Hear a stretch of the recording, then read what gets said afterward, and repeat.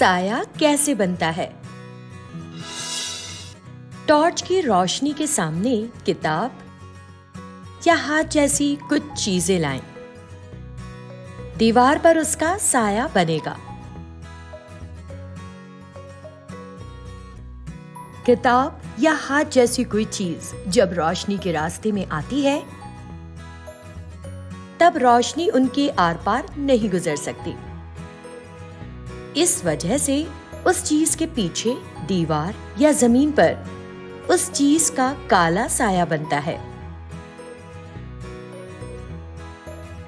लेकिन क्या हर एक चीज का साया बनता है? प्लास्टिक या कांच का एक ऐसा टुकड़ा लें जिससे रोशनी आर पार गुजर सकती हो।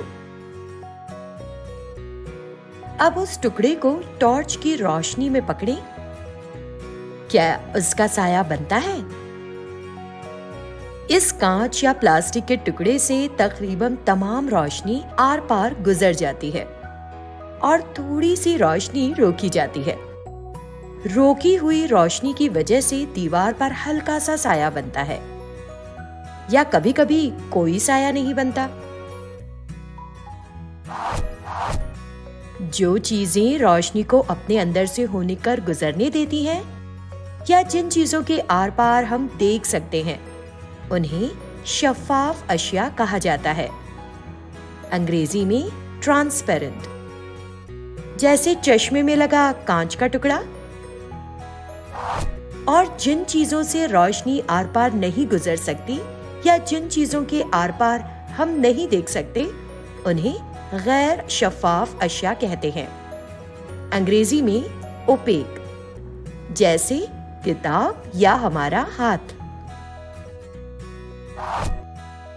अब आप बताएं कि नीम शफ़ाफ़ अशिया यानी अंग्रेजी में ट्रांसल्यूसेंट किसे कहेंगे? साया बनने के लिए 3 चीजों की जरूरत होती है। रोशनी, रोशनी के रास्ते में कोई गैर शफ़ाफ़ चीज जिससे रोशनी आर पार नहीं गुजर सकती। दीवार या जमीन जैसी कोई सतह जिस पर साया बन सके।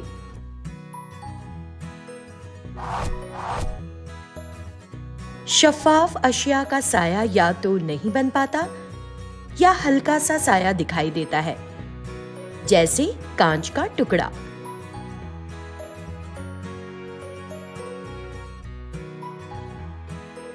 ये तजुर्बा आप खुद कर देखें और ढूंढें कि किन चीजों के साए बनते हैं और किन चीजों के नहीं।